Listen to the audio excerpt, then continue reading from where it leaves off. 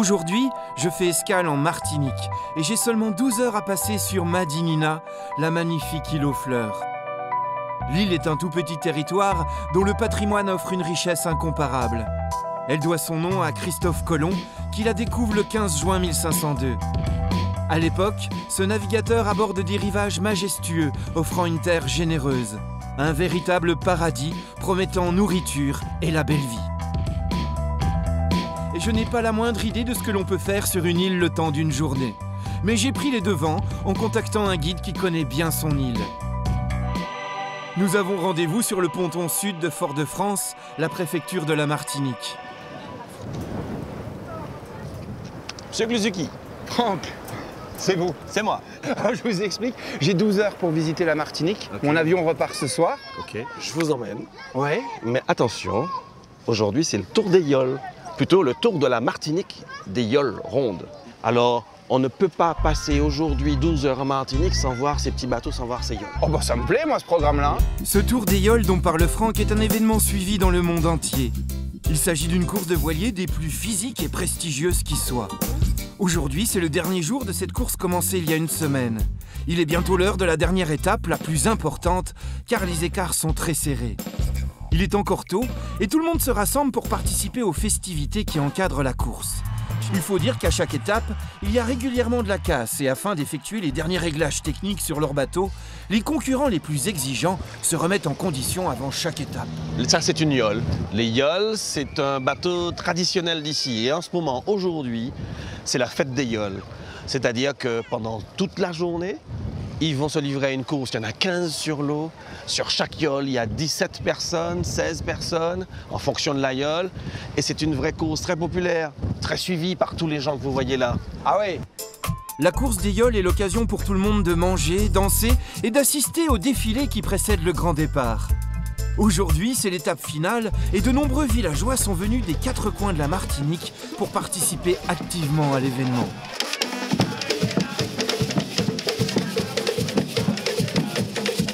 Les Antillais apprécient beaucoup la musique et la danse qui font partie de leur vie quotidienne. Les danses d'autrefois sont enchaînées avec grâce. Le bel air, le damier, la biguine, le calypso et la mazurka sont accompagnés par ce rythme endiablé. Chacun porte les couleurs de l'équipe qu'il supporte et à ma grande surprise, la journée va prendre une tournure à laquelle je ne m'attends pas. Monsieur Gluzuki, je vais vous emmener maintenant voir mon équipe. Une équipe que j'aime beaucoup, c'est Brasserie Lorraine. Ah oui. Ce sont des yoleurs exceptionnels. L'histoire de cet événement sportif remonte aux années 60. À l'époque, des courses sauvages de yoles sont organisées par des pêcheurs désireux de vivre des sensations fortes. La course est devenue très populaire et aujourd'hui elle attire des milliers de passionnés venus du monde entier assister à cette extraordinaire épreuve physique durant laquelle 14 équipes de 15 hommes vont s'affronter sur l'eau.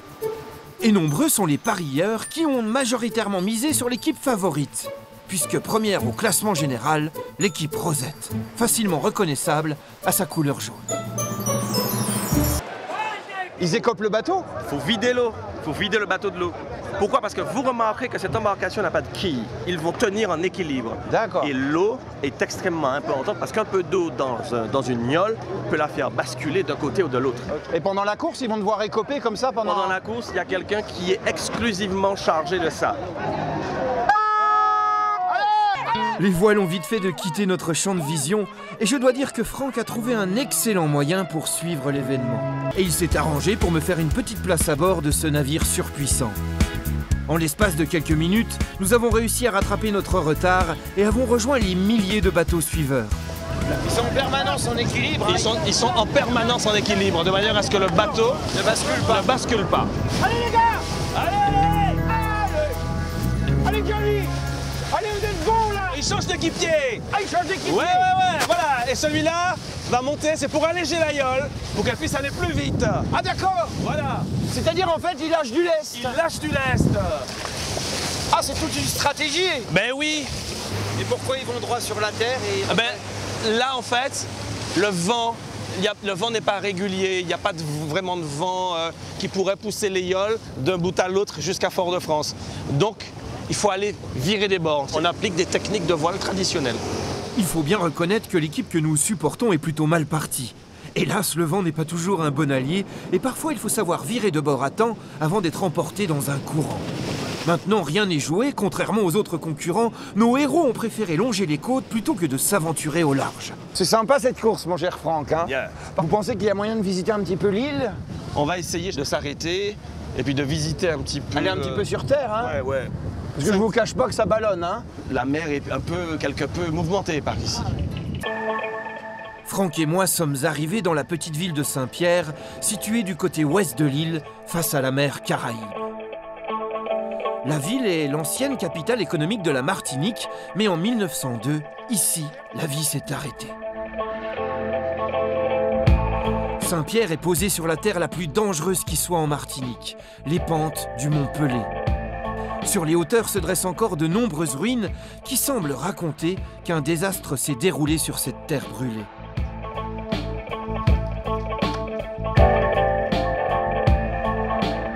Qu'est-ce qu'il y a eu ici? Il y a eu un incendie? Pire que ça, en 1902, ici, c'est le plus beau théâtre de la Caraïbe, voire même de l'Amérique du Sud. 8 mai, 7 h du matin, plus rien, parce que la montagne Pelé a explosé. Nuée ardente, gaz asphyxiant, et en quelques minutes, entre 28 et 30 000 personnes sont mortes. Il faut s'imaginer juste, ça a dû durer quelques secondes, hein. Une nuée ardente qui part de là-haut à 670 km/h, un gaz qui brûle tout sur son passage, un seul survivant, Louis-Auguste Siparis. Comment il a fait? Il était là, dans un cachot.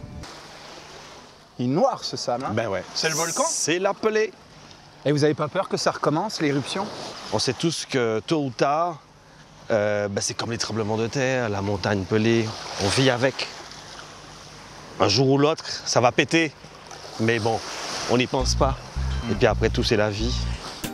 Le point de la planète où Franck m'emmène s'appelle Nord-Plage, un endroit où les vents soufflent en rafale face à l'Atlantique.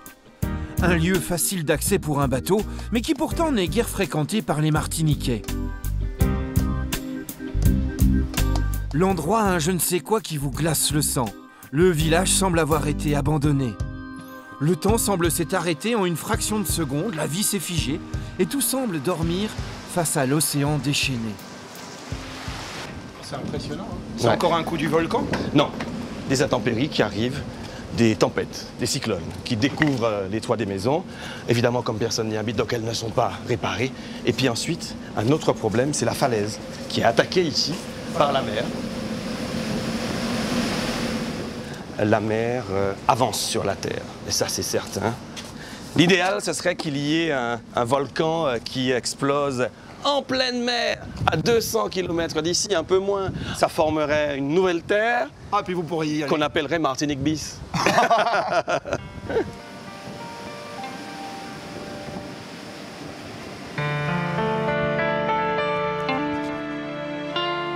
en face, il y a quoi?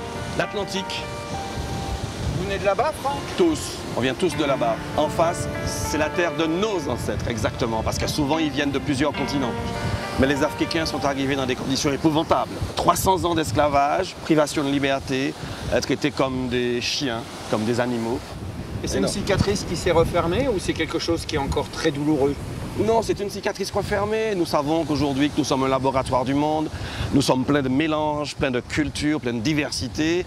Nous sommes des gens du monde enracinés dans un pays, dans une culture nègre. Nègre? Oui. Mais être nègre, c'est Black is Beautiful. Récupéré par les Black Panthers et inventé dans les années 40-45 par Césaire Damas et Senghor, la négritude. Le Martiniquais a toutes les couleurs, entre le noir et le blanc. Nous acceptons tout le monde, contrairement à d'autres contrées. À partir du moment où vous êtes né ici et que vous épousez notre cause, vous êtes Martiniquais. Et c'est de là que nous venons tous. C'est de là que vous venez. Tous. Il nous faut maintenant rejoindre notre bateau, car nos péripéties nous ont entraînés dans des aventures terrestres qui nous ont fait perdre pas mal de temps. Maintenant, il est temps de rejoindre la plage de Fort-de-France. C'est là que la course des yoles va s'achever. Aux dernières nouvelles, notre équipe est en tête, mais ce n'est pas pour autant qu'ils vont terminer vainqueurs de l'année. Ce sont les chronos qui vont aujourd'hui parler.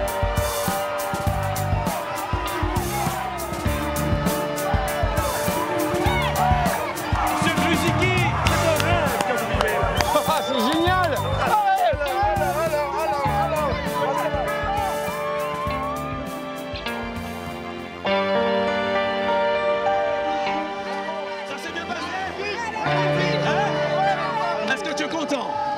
répondre très éminent. Est-ce que M. Gruziki t'a porté chance? On espère oui.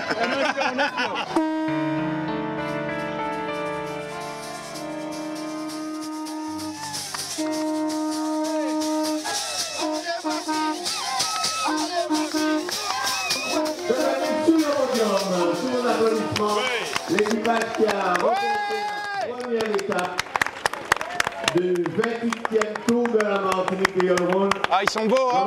Ils sont magnifiques, hein? Tout l'équipage. L'équipe de Franck, notre équipe, a terminé première du Tour des Yoles.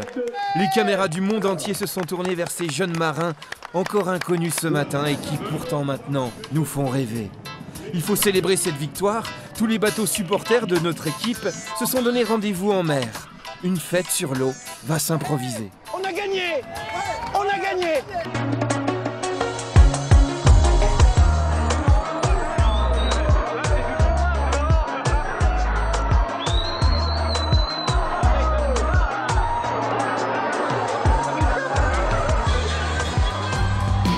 Je quitte cette île des miracles avec une sensation rare, celle d'avoir pu encourager des hommes qui vont entrer dans la légende.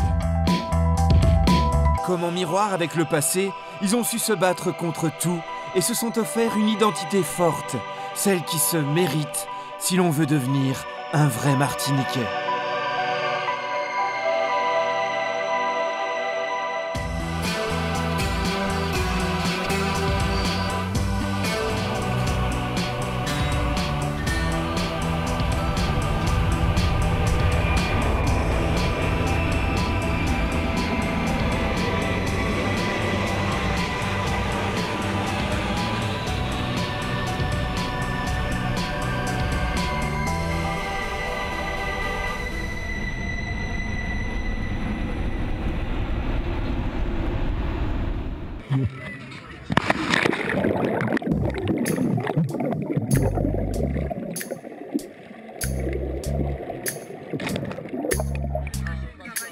Depuis le début de la journée, j'arrête pas de pisser ou de me faire tremper.